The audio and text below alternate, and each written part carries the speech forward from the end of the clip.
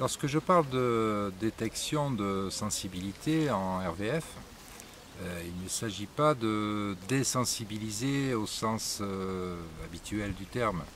Je ne fais pas allusion aux réactions allergiques, physiques dues au pollen, aux piqûres d'insectes, aux conservateurs, etc.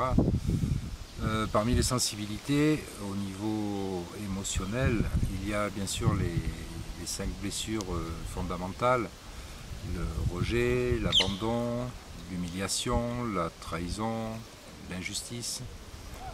Ces blessures vont générer des comportements qui résultent de la combinaison de plusieurs de ces blessures, comme par exemple la jalousie, l'expression de la colère, la comparaison, le doute, le sentiment d'impuissance, le sentiment d'être incompris, ou une attitude parfois méfiante ou rancunière.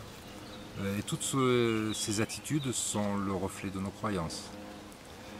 Et on pourrait faire une synthèse de l'ensemble des composants que je viens d'énumérer, mais cette liste n'est pas exhaustive, il y en a beaucoup d'autres.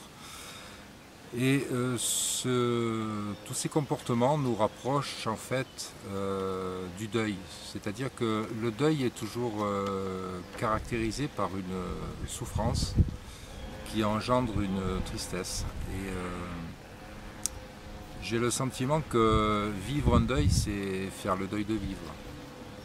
Et pendant cette phase, notre vie est entre parenthèses, dans l'attente d'un renouveau. Donc il ne faut pas confondre faire le deuil et vivre un deuil. Et donc lors du soin RVF, le protocole nous donne accès à environ 150 informations de ce type qui vont donner des informations donc, sur nos comportements, nos émotions ou nos ressentis. Et ces différents blocages agissent sur notre potentiel énergétique.